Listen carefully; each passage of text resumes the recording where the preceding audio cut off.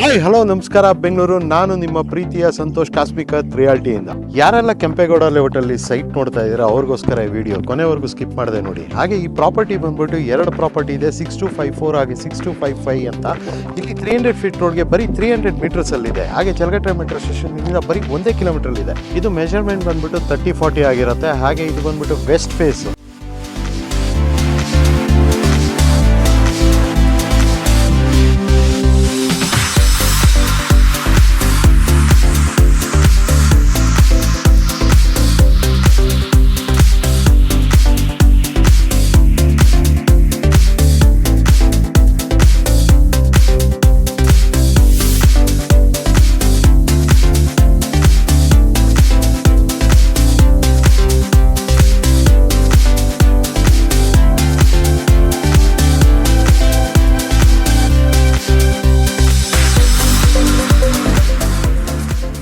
Property ನೋಡಿದ್ರಿ ಅಲ್ಲ, property ಇಷ್ಟ ಆಯ್ತು ಅನ್ಕೋತೀನಿ.